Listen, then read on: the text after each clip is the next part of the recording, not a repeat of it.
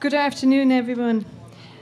Thank you for coming to Dungarvan today on a Saturday, blustery Saturday afternoon, and thank you for standing up for life. We're just going to start with a prayer, and it's just a small, it's both a thank you and just a request. God, our Father, we ask you for your loving and guiding presence here today and in every home in Ireland. Let the message be heard in the 4 provinces. Let the candles be lit. Let the vigils for life continue.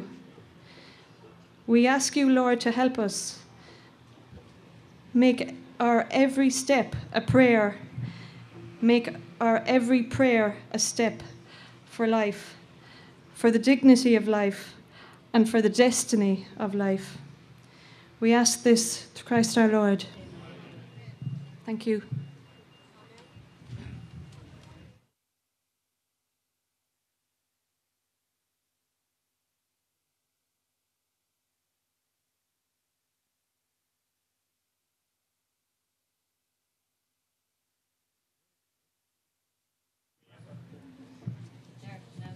Yeah. Natives of Dungarvan, you're most welcome here this evening. Thank you for turning out in such strong numbers. The Dungarvan pro-life group felt that there is a hearing deficiency in our politicians. They're not hearing, or they don't want to hear. And the purpose of the group here today is to say out loudly and clearly where they stand on this current issue. And to that end, they've invited a number of speakers here along today to address you, and I will introduce them one after the other. The first speaker we have is Bernadette Goulding, who has come down from Mitchelstown, I think it is. Cork. And nothing like a Cork lady to lead off the evening's proceedings. Thank you very much, and I see a few faces from Cork here today. So hello everyone, it's good to be here. It's good to be a voice for the voiceless today, to be a voice for the women like myself who've been silenced by shame. I exercised my right to choose. I had my abortion in a hospital in London when I was 19 years old. And when I think of my abortion, only one word comes to mind: fear. Fear is the main motivation surrounding an abortion decision. I had fear of losing my job, fear of bringing shame on my family, fear of being a single mother, fear of losing control of my life. I told the doctor that I didn't want to live. I said, I don't want to live. I can't do this. I can't bring shame on my family. So I guess my reason for abortion was I was suicidal. I would have done anything, said anything, to end that pregnancy on that day all those years ago. I was in such a state, so stressed out. During the course of the past few years, as I began working with women who've been hurt by abortion, many women have attempted suicide. And I know that many have succeeded because I speak to their family members. To begin with, there was relief after my abortion. The problem was gone. Nobody will ever know. I did not think about the consequences of that choice. Choice is a great buzzword today, used by those who promote abortion. And I think it was the lies that affected me the most, the lies of abortion. And the first lie is there's nothing there. It's just a bunch of cells, a clump of tissue. And you know, if you can convince people of that lie, there is nothing there, it's easier to have an abortion. It's easier for the promoters and the providers to promote it as being an easy option. The second lie is that you move on unaffected. After dehumanizing that unborn child and saying there's nothing there, they tell you, you'll be just fine. You might be a little down afterwards, but it'll be your hormones kicking in. This is what I was told. My fear was replaced by regret, guilt, shame, and anger. I regret that no one told me that there was a little heart beating under my heart. I was angry that no one offered a different solution to my situation. Angry that no one told me of the risks following that choice. There is a bond between a mother and her child that abortion cannot break. A mother is a mother forever, even of a dead child. You can take the baby out of the womb, but you can never take it out of your heart. If I knew back then what I know now, my child would be alive today. If I hadn't believed all those lies, the deception surrounding abortion. It's built on a tissue of lies, and I pray to God for the day when that whole business collapses, when we will see the lie and how we've been drip-fed all of the rhetoric. We've been drip-fed. They've managed to convince us to dehumanize the unborn child and convince us that there's nothing there. With abortion, there is no focus for your grief. There is no body to bury, no funeral, no graveside to visit, no family and friends to help you grieve that loss. I coped for many years by going into denial. It's a coping mechanism. It's the only way you can move forward. And I often wondered, am I the only one feeling like this? Is it just me? I felt so isolated. It was the type of a confused denial. Abortion is so isolating. It's not something you can sit down and chat with your friends around with a cup of coffee. The politics surrounding abortion have drowned out the voices of women harmed by it. Was I the only one, as I said, feeling like this? We have been silenced by shame and by the pressure to maintain family secrets. There's a common thread which runs through all of the testimonies of the women that I have met down through the years, and that's a sense of betrayal and anger that they were never told about the dangers of induced abortion. In the field of abortion referral agencies and providers, there seems to be an attitude that prevails, and that is that women need to be protected from any information regarding the risks and dangers of induced abortion, that this information might confuse them. It seems to be politically incorrect to impart such information to women. The only information that is provided the woman is provided is this, that information is an easily accessible, and a virtually risk-free procedure. This is all part of the web of the lies of abortion. The pro-choice mantra, we care about women. We give women freedom of choice. And they've given a kind of a nobility to their cause. We women who have fallen victim to the lies know the truth. Abortion is a lie followed by a lifetime of regret and remorse. Women like myself who speak out, it's like we're betraying the cause. I know because I've been attacked by those who proclaim abortion, those who promote it. It's like you've turned your back on the sisterhood. Those who promote it and say they care about women. They only care about the women who have the same ideology as themselves. They don't care about us women who've betrayed them, if you like, who've come out and say abortion hurts women. I visit women in psychiatric hospitals, women who have been self-harming. I once saw a young woman who had used a straightening iron and rubbed it up her arm and down again. The women here will be familiar with what that is. It's a very hot iron that you use to straighten your hair. She'd used it on her other hand, up and down again, and she was a yellow mass from here to here. I see women who've cut themselves. Abortion, as I said, is destroying women. You can never rip a baby from its mother's womb without destroying a part of the mother, part of her maternity. Abortion must be one of the most unregulated medical procedures done in the whole world. And I hope and pray for the day when those women and men who suffer psychological trauma and physical injury after abortion will take legal action against those who refer or perform abortions. Abortion has made a deep and hidden wound in Irish society. Many women and men are suffering the consequences of abortion. And you might ask, who are these men? Who are these women? They're in your families. They're in your workplace. They're in your churches. But you might never know because it must be one of the best secrets in the whole world. There's a lot of talk today about the journey women have to make, to access abortion. My journey was only about 10 minutes away. And when I travel to other countries like Korea, the Lebanon, the Faroe Islands, I meet women and the abortion facilities are almost on their doorsteps. And abortion is legal. Legal does not mean safe.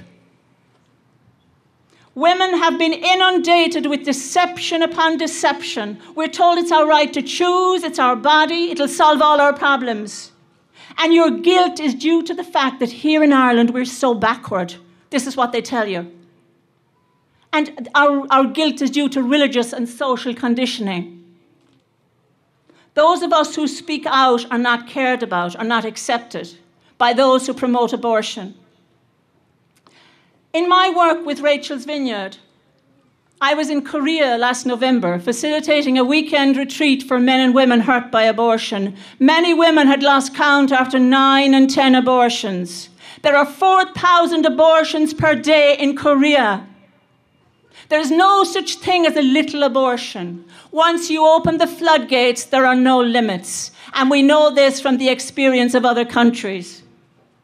As I told you, I facilitated weekend retreats for women and men hurt by abortion. And many women come who have been raped and have had abortions. And they're suffering doubly because of the rape experience. And these women are grieving the loss of their children. And this is another ploy that those who want to promote abortion uses, that women who are raped should have access to abortion. They so focus you on the circumstances of that rape that there is no focus on the little life growing within that mother's womb, who must die for the sins of its father. These women are suffering.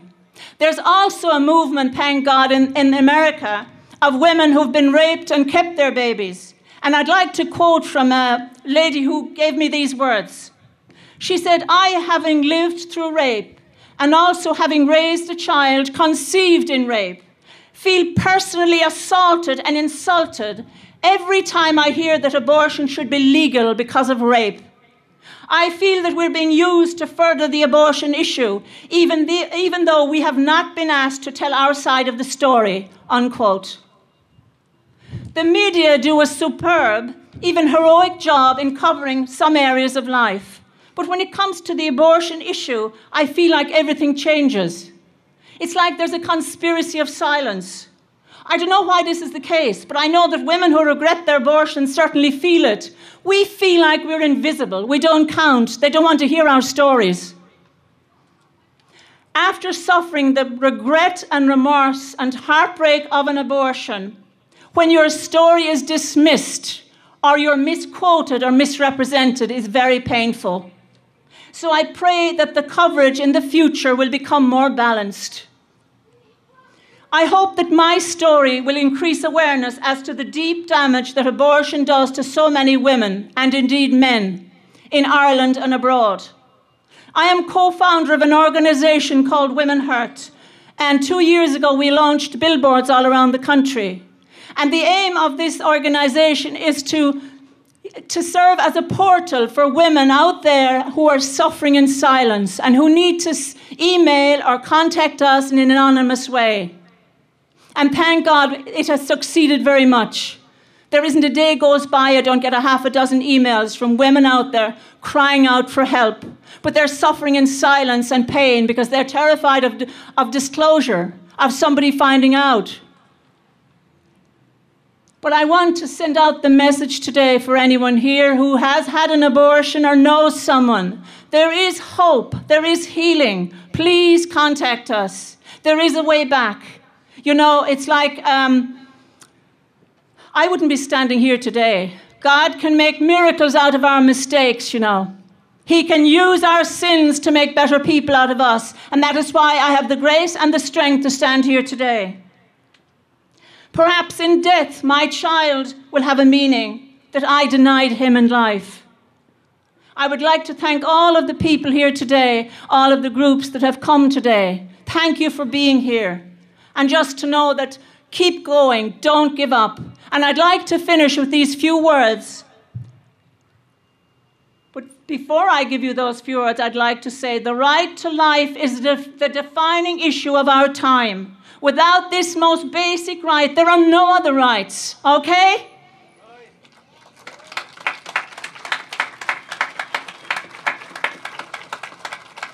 I will leave you with the words of a US Congressman, Henry Hyde. He's one of the great leaders and orators of the pro-life movement in America. And here is what he said. When the time comes, as it surely will, when we face that awesome moment, the final judgment, I have often thought, as Bishop Fulton Sheen wrote, that it is a terrible moment of loneliness. You have no advocates. You are there standing alone before God. And a terror rips your soul like nothing you can imagine. But I really think those of us who are in the pro-life movement will not be alone. I think there will be a chorus of little voices that have never been heard on this earth, but are heard clearly and beautifully in the next world. And they will plead for everyone in this movement. And they will say to God, bear him because he loved us. And God will look at each of you and say, not, did you succeed, but did you try? Thank you.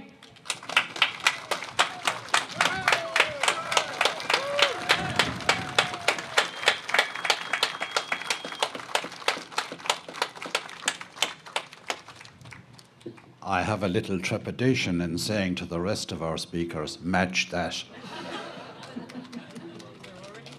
Thank you, Bernadette. That's mighty fiery stuff. We have a few lessons to learn in oratory. Our next speaker is from Dublin, the other end of the country, Owen DeFuita, Dr. Owen DeFuita. Thank you.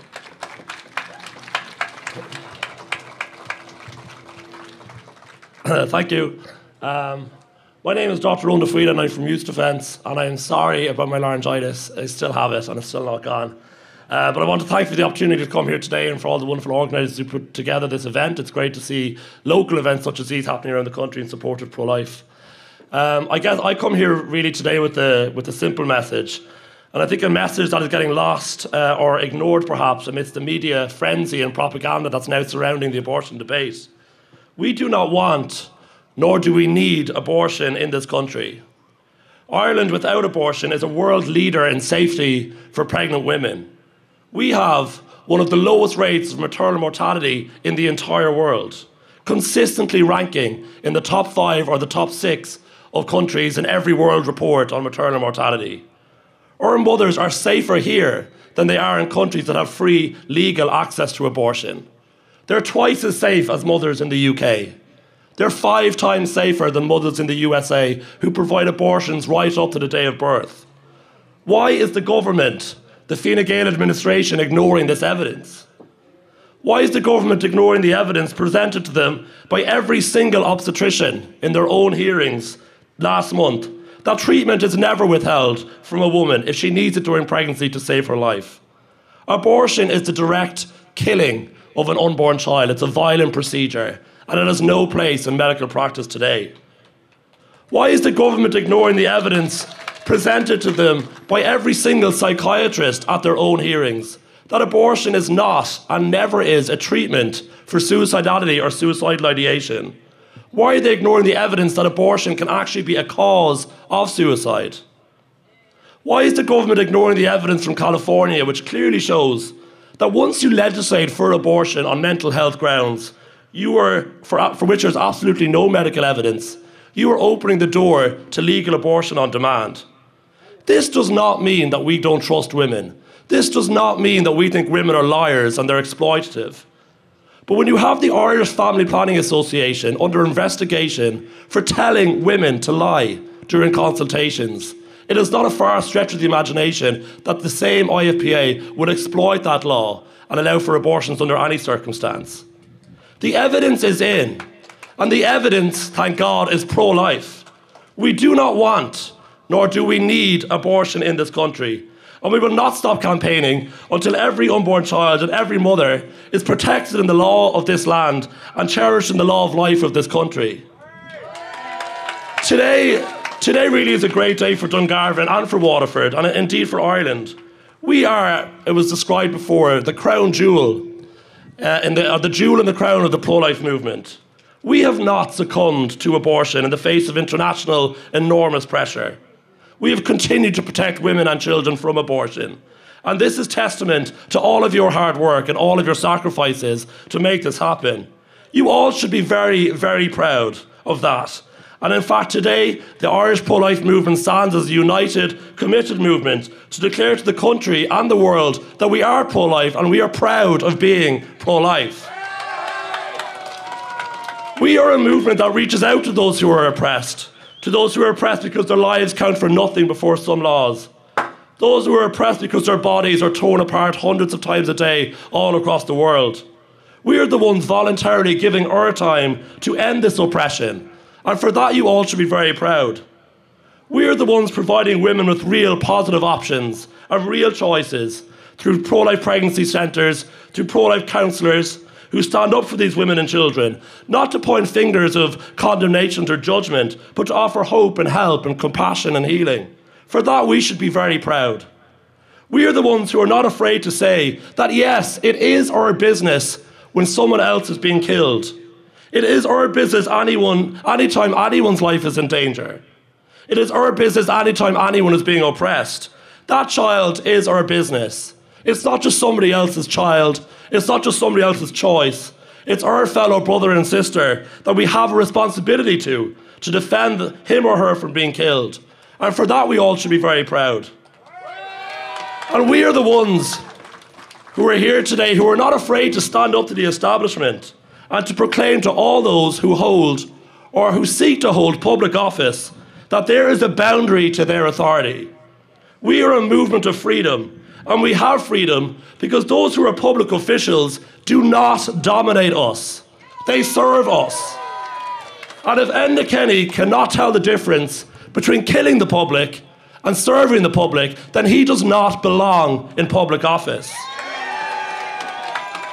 For that, we should be very proud. We should be proud because we are the shining light in the global pro-life movement. We are the jewel in the crown of the pro-life movement, and we will work to keep it that way. And for those of you who have not yet committed to this cause, and some of you for whom this event may be your first pro-life activity, let today be the day that you commit to assisting and being part of the greatest human rights struggle of your generation. Because the contention of the battle between life and death, it's not a battle of our own choosing. It's not something we can choose to do or not to do. Because as much as the right to life is inalienable, so too is our duty to defend life. That is also inalienable. And for those of us who are already involved and working within the pro-life movement, we don't do this because we want to do it. We don't do this because we have to do it. We do this because it is our privilege to do it. It is our privilege to be involved with the pro-life movement. Because through pro-life campaigning, through active pro-life campaigning, we can achieve great and wonderful things. We have the opportunity to save babies, innocent unborn babies, from a violent death, to save women from the despair and heartache of abortion, to be involved in a great and noble cause. So we shouldn't look at this life-saving work as a burden.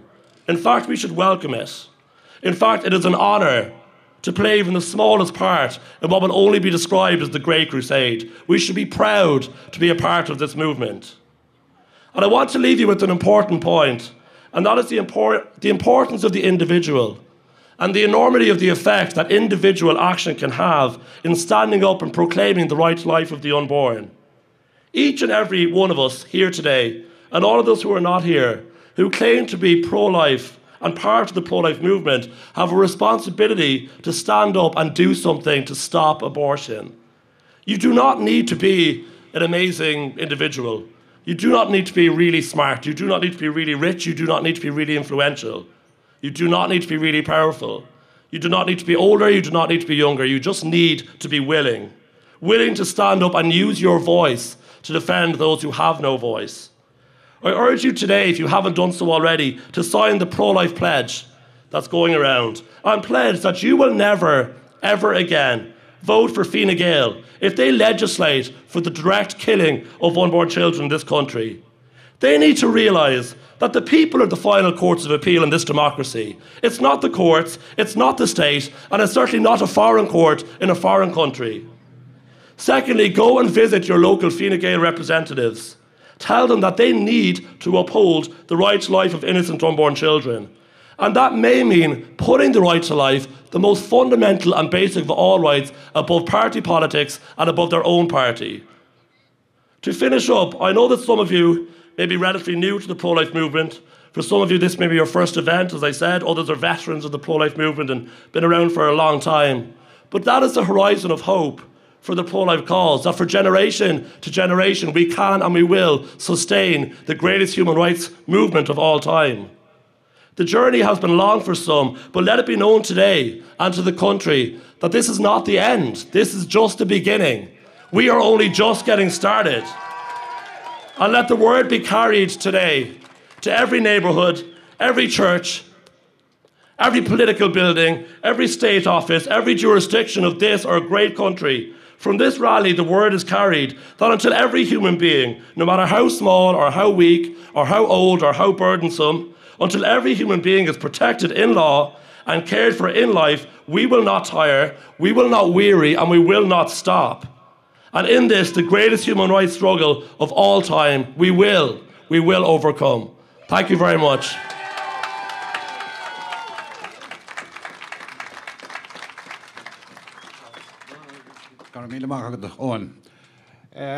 It's with great pleasure now that I introduce an Indigenous speaker, a native of Stradbally in County Waterford.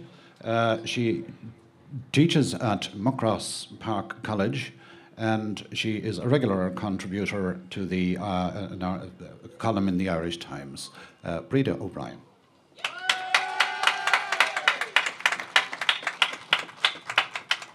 It's absolutely great to be here in the square in Dungarvan. I spent 5 years in the Mercy, as it was at the time, and travelling in and out on a rickety bus around Ballin Road and Ballinacorty and Ballyvoyle until I eventually got home to Stradbally. So it's absolutely wonderful to be here today with you. I really only have a couple of simple messages, and the first one is that it's a time when we need to have courage. There never was a civil rights movement in history that didn't meet opposition and that wasn't pilloried in the media. And in the same way, every civil rights movement, from the movement to end slavery, to the movement to get votes for women, to the movement to get full human rights for black people, was told it can't be done. It's not possible. We have to do something else. And we're being told that there's no option except to legislate for the X case and that we've had our chance at referenda. And there's absolutely no basis in Irish law or anywhere else for that argument.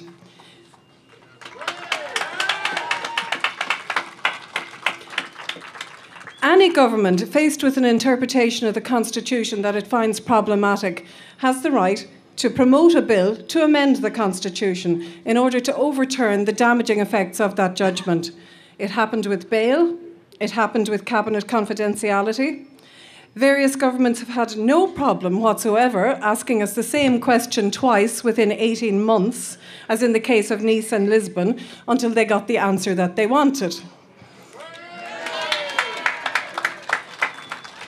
And if it hadn't been a wet evening in the west of Ireland during the divorce referendum, and if it had passed if it had failed to pass by less than 2%, as it did, instead of going the other way, where it passed by a tiny margin, do you think that people would have had any hesitation of asking us a third time to vote on it again? Absolutely not. So it's nonsense to say you've had your chance and that you've had 2 referenda. It's nonsense, and don't accept that nonsense from people. And then we're being told that we have to do it because of the European Court of Human Rights. And that's factually inaccurate. Nothing in the European judgment precludes Ireland from revisiting or revising its substantive law on abortion. What the European Court asked for was that individual women would have accessible and effective procedures to establish clearly and in a timely manner their legal entitlements. They said absolutely nothing about the form of the law. Women simply have to have clarity on what's available and what they are entitled to. And there is nothing that says that we have to leave the X case ruling untouched. And you know, my least favourite argument is the one that we have to legislate because the expert group told us so. And my mother, Lord have mercy on her, used to say, when you want advice, you usually go to the person who's going to tell you what you want to hear. And that's exactly what happened with our expert group. Dr. Riley, in his infinite wisdom, told them that they had to operate within existing constitutional provisions. So very strangely, they found that we could only have a little abortion, or maybe a little bit more of abortion, or perhaps a little bit more. There was no option to revise this unjust ruling, and I've no hesitation in calling it an unjust ruling of the Supreme Court. If a law is fundamentally wrong and unjust, a government shouldn't pass it. If a law is fundamentally wrong and unjust, citizens should oppose it. If a law is fundamentally wrong and unjust, we not only have a right, we have a duty to oppose it.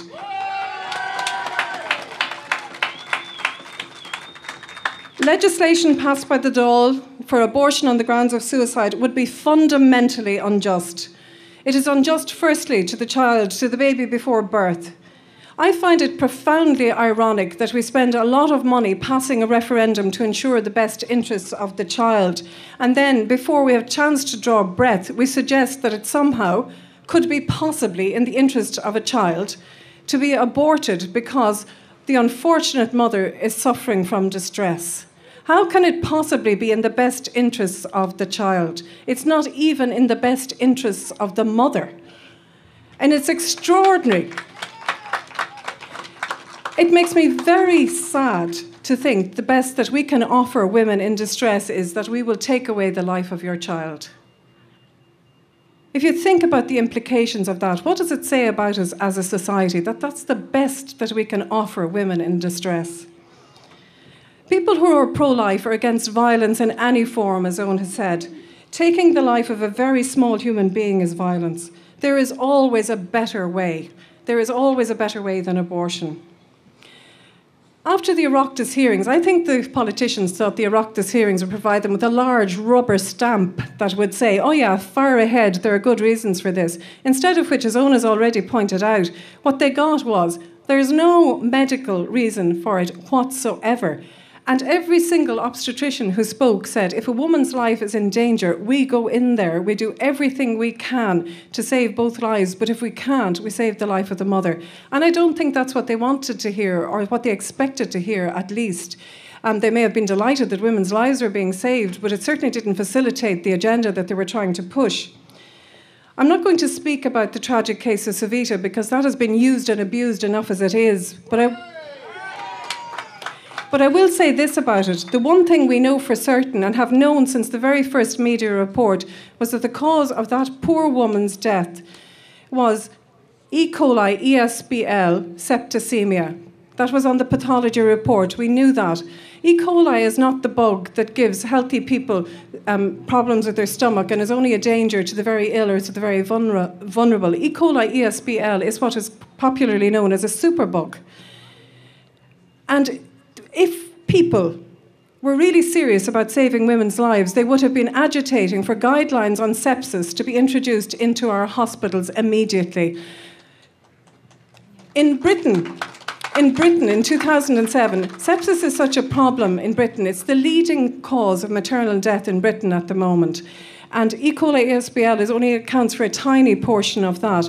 But I was reading a report in a medical journal on a very tragic case in Britain where a woman died of the exact same cause, and they said it was so insidious and that it came on that the usual signs, the early warning system that they operate, actually didn't pick it up. So if we were serious about saving women's lives, and indeed Irish citizens' lives, because it affects far more than pregnant women, we would have been agitating to do something about this threat. And we haven't. Instead, our government has been pushing for abortion on the grounds of suicide, which is never medically indicated, and in the case of vulnerable women will actually do harm and is proven to do harm.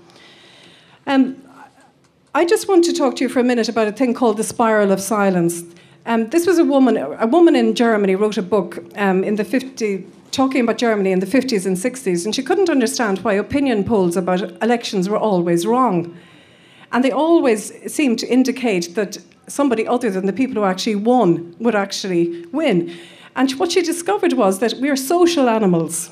we don't like to feel isolated. We don't like to feel embarrassed. And if it becomes publicly unpopular to be associated with something, people go quiet.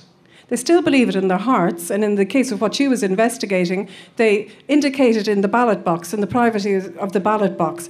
But this causes what you called a spiral of silence, because if you don't talk about it, the person next to you is not talking about it, and then you don't know that the person next to you actually feels the same way as you do.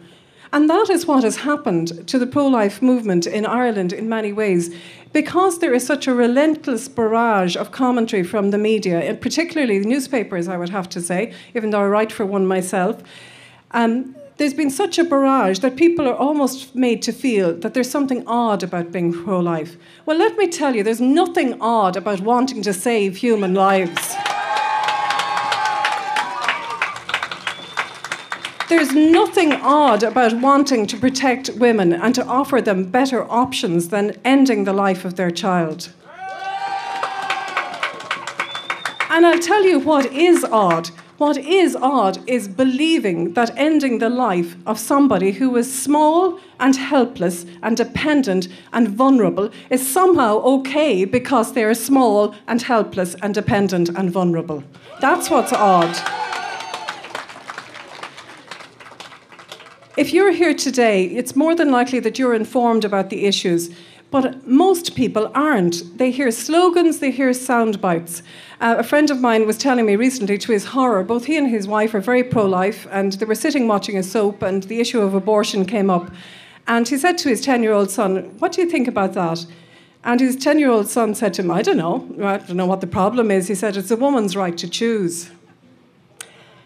And the horror that struck both of them, and the work they suddenly realised, because the television had been educating their child under their nose. And they thought they were the primary influence in that child's life, but they weren't the primary influence. The culture was the primary influence. So we need to break the spiral of silence. We need to talk. Now, I'm not advocating you become an abortion bore. You know, the one that people run because you never talk about anything else. That actually is what they describe as counterproductive.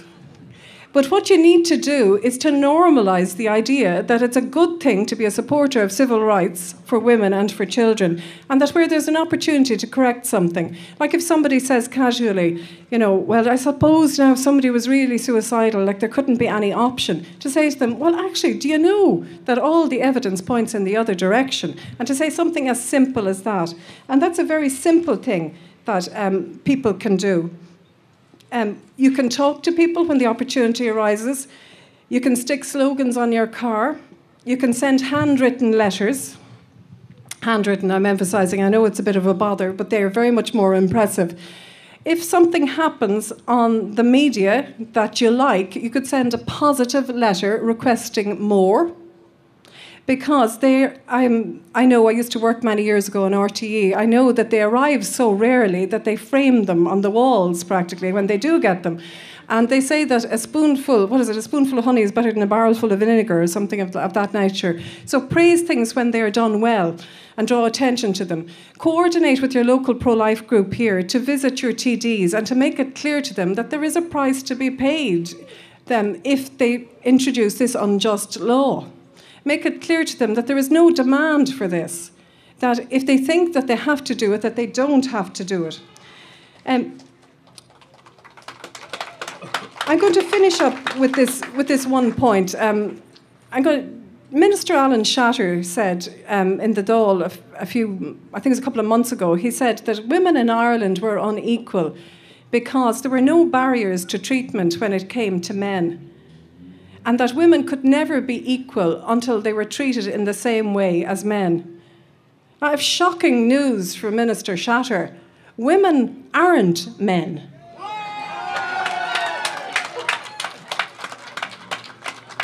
And the reason that we're treated differently is because we have this amazing capacity to give life. And we don't consider that to be a burden. We don't consider that to be something so awful that if you were that you could become suicidal because of it, or that if you did become suicidal, because people aren't always in control of their emotions or of their feelings, that the best could be offered to them is to end that life. There are so many other possibilities. Women are equal in this country, but equal does not mean exactly the same. Equal means that when we need special care, we get special care.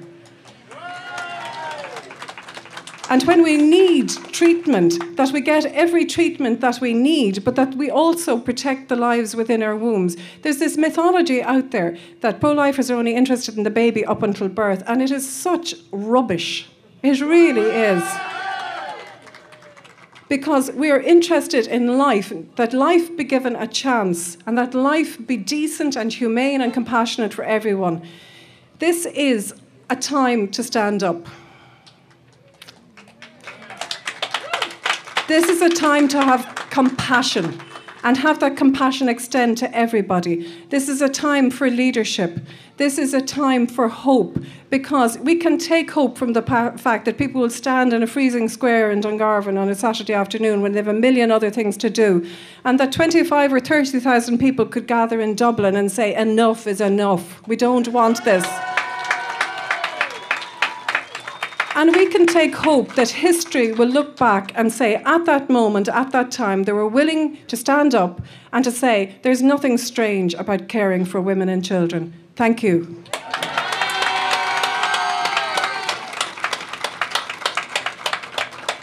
Thank you, Rita, for those well-spoken words. Our next speaker is Cleona Johnson, and she has a little story to tell us. So up with you, Cleona. Good afternoon, everybody. My name's Cleona. I am from Dublin, and I'm here because I'd like to tell you about a little boy who changed my life.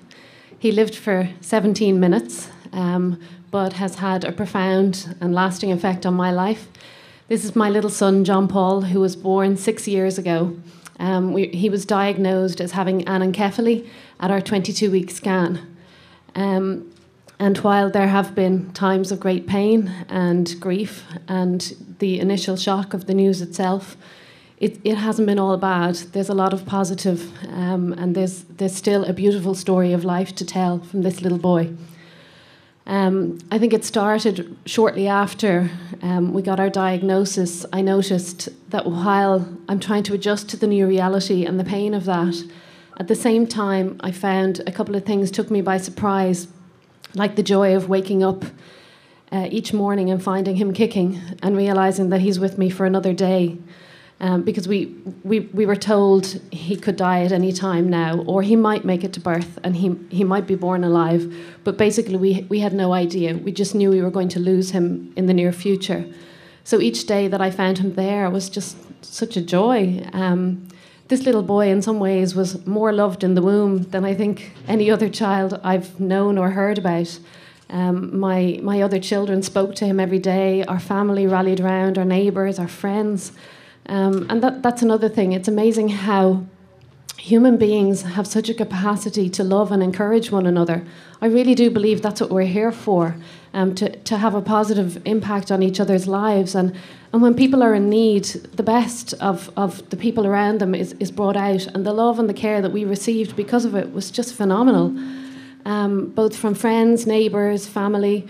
Also from the hospital, the master of the scanning department invited us to come back in with our whole family, with our other children, a few weeks later. And he gave us 45 minutes of a scan and introduced our little boy, John Paul, to his siblings. And nothing was beyond him. He asked them, what would you like to see? He introduced them to him. And this is a precious memory that I have locked away here forever. Those are family moments that are just, you hold on to forever. The birth itself, it was just such a peaceful, beautiful time. He slipped away after 17 minutes, but for those 17 minutes, he was surrounded by love. The hospital staff allowed us to bring our family in, my parents, our other children. We got to baptise our little boy. We just got to spend that time with him, and everybody told him they loved him.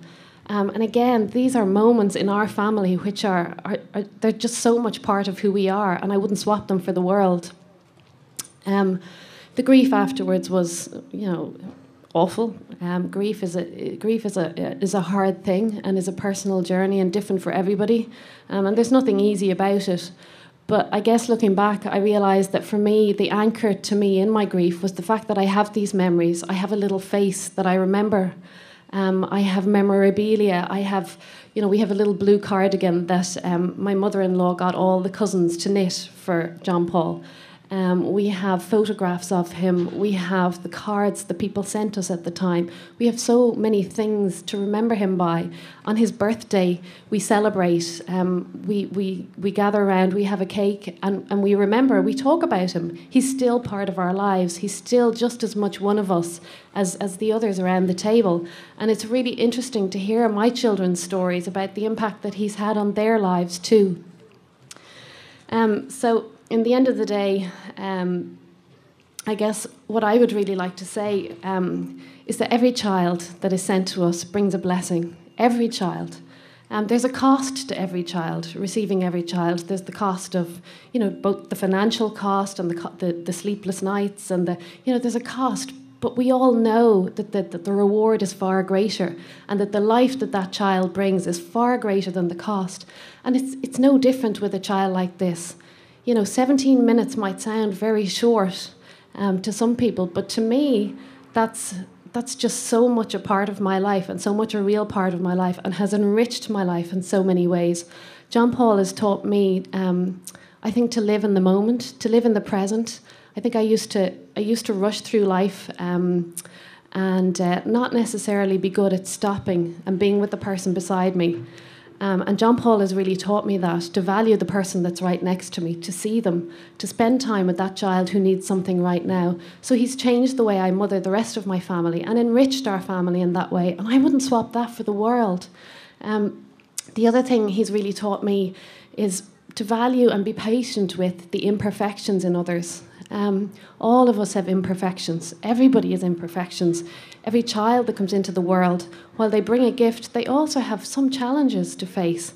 Every child, I believe every child has a handicap of some sort, be it difficulties with reading, be it shyness socially. But as parents, we want to be there for them in the things that they find difficult, and we want to encourage them in the wonderful things about them. And in the end of the day, we want to let them go when the time is right. For us, it was no different with John Paul. We wanted to be there for him, to love him while we could, to let him go when the time was right.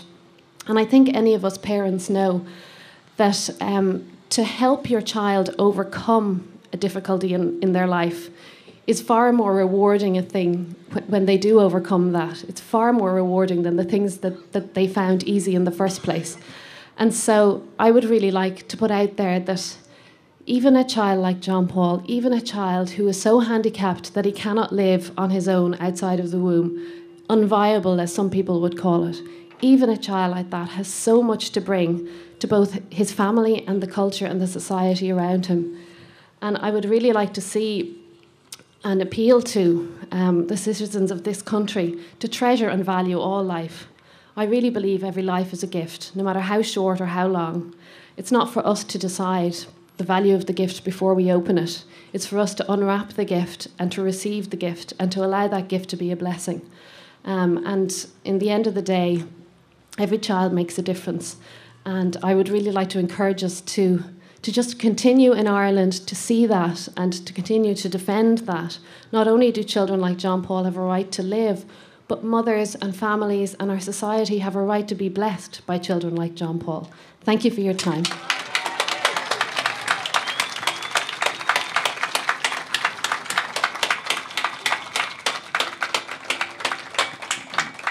Thank you, Cleona, for relaying that very personal story. Thank you very much indeed.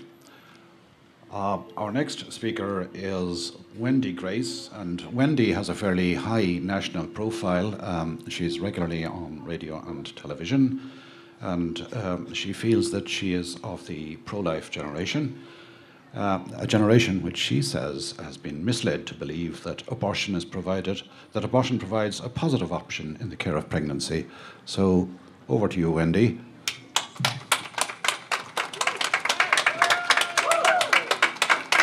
Thanks a million, everybody, for staying out in the cold with us today.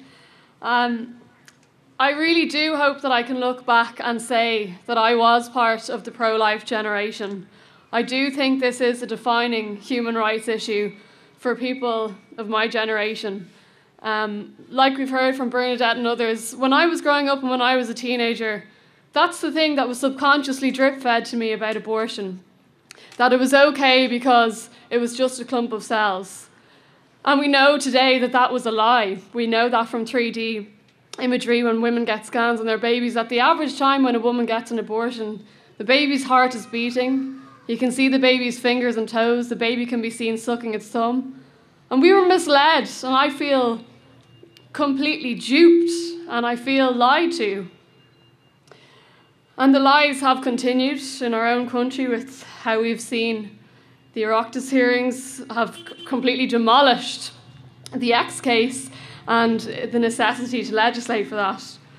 Personally, I've seen, and through friends and family members who have had abortions, the devastating effect that it's had on their lives. And Bernadette has told us of the hundreds and indeed around the world thousands of women. And these women are told to shut up because the story that they have to tell, people don't want to hear because it's not going with the status quo. We have to stand up and look at the effect that abortion has had in other countries in the world. If we had bowed to the pressure from Europe and we had followed our neighbours in Europe, where the average abortion is 1 in 4 people. So maybe some of you today have 4 children, or think of 4 of your best friends, or 4 family members that are close to you. If we had followed our European neighbours, one of those people simply would not exist. That is the reality of abortion.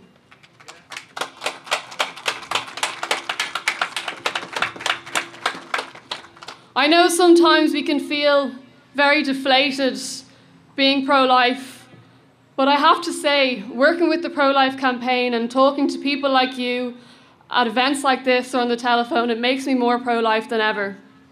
For example, when I was outside the Dáil one day, a woman came up to me and she had tears in her eyes. She squeezed my arm and she said to me, "My mother was raped, and it was the most horrendous situation for my mother to have to go through. But she had the baby, and my sister deserves to be alive."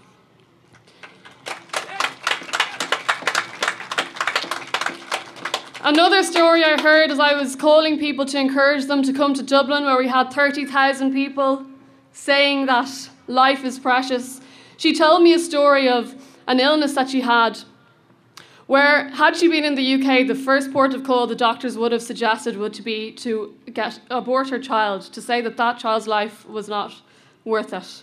Then she went on to tell me of how she was given the best medical care in Ireland, and they did everything to support her and the child that she was carrying. And she told me all about her 22-year-old happy and healthy son. Our neighbours in Europe would have told that woman that his life simply was not worth living. We have to be really clear that the legislation that people are pushing for is not about medical treatments needed to safeguard women's lives. We have that in Ireland. It's simply about abortion. As we've heard at the Oireachtas hearings, 18 out of 18 psychiatrists unanimously agreed that abortion will never, ever provide the solution for women suffering from mental health issues such as suicidal ideation. And in fact, the overwhelming research shows us that a woman suffering with mental health problems, her risk may in fact be increased. So the X case, the 20-year-old ruling which heard no psychiatric evidence, and now we've seen today with all our research and our most expert psychiatrists, it would in fact be counterintuitive and damaging to women, and of course damaging to children, to legislate for X.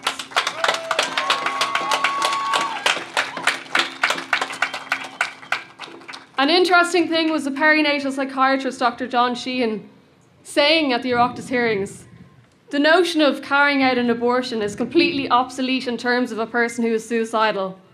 Clearly, the intervention is to care for people and support them, not to make a decision that is permanent and irrevocable. I think the most important thing that we have to keep letting people know is if we legislate for X, we're basically saying, for the first time in Irish history, it is okay to take another human life. We also have to accept that I cannot think of any other case around the world or in Europe where so-called restrictive abortion has stayed that way. Let's look at our neighbours in the UK, where 97% of abortions carried out are on mental health grounds. And in the time since abortion has been introduced in the UK, Ireland's population in terms of numbers has been wiped out almost twice over. And similarly, as we've heard in California, where they brought abortion in on very restrictive mental health grounds, where they had less than 600 abortions a year, within 2 years they had 61,000 abortions on the basis of mental health grounds. In the UK last year, 66 babies after failed abortions were born alive and left to die. 92% of babies that are diagnosed with Down syndrome in the womb are aborted and told that their lives are not worth living. And we say that being pro-choice is progressive and civilised. Those things are neither progressive or civilised. They're barbaric.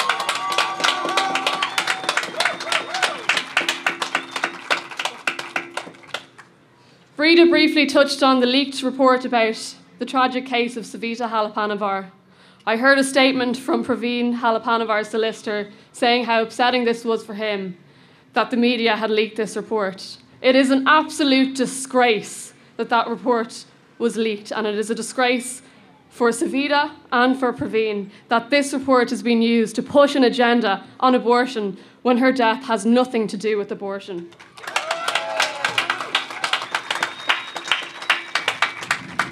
So really, when you go away from here today, what can you do now? What can you do to ensure that Ireland stays pro-life? First of all, as we know, there's a lot of public confusion around the issue. I would really hope and encourage you to go onto the Pro-Life Campaign's website and read our briefing document, which really makes clear some of the issues that we've talked about today. Then use that in conversations where appropriate with friends and family. Please visit your local TDs and let them know, because they too are confused. And, you know, before Christmas, a lot of TDs were saying to us, thanks for the postcards, and we're getting so many of them. And in recent weeks, I've heard some TDs say, where the pro-life campaign gone? So please keep knocking on those doors. We've got our postcards here today, so send as many of them as possible. The last thing I would like to say is that every woman that I've ever spoken to who has had an abortion, when I asked them why they had an abortion, they've always said to me, Wendy, I had an abortion because I felt I had no choice. What we need to do is provide women who find themselves in difficult situations and in crisis pregnancy situations, we need to provide them with a real choice. I do not want to live in an Ireland that says to women who find themselves in difficult situations, your only option is to go and end the life of the child inside of you. So let's provide women in Ireland with a real choice, and let's be proud of our Ireland that supports life, and together unite for life in Ireland. Thanks.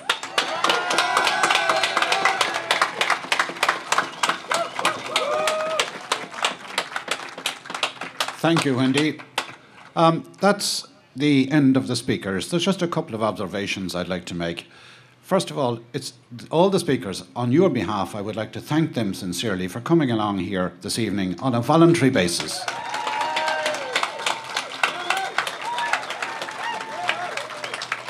It's not easy to come down to a strange town for most of them and to come and address a group such as this. It's not easy. But at the same time, they set out their stall cogently and clearly. And it's peculiar, the scarcity of politicians around here today. They don't seem to be here. You know, and I think that it's important that you people get across to these politicians that the people you have heard behind me today are not a collection of loopers. They're normal, clear-thinking people, and they're setting out their stall clearly and succinctly and telling it straight as it is. It's important to get that message across to these doubting Thomas politicians that we've got. Thank you very much for your attendance.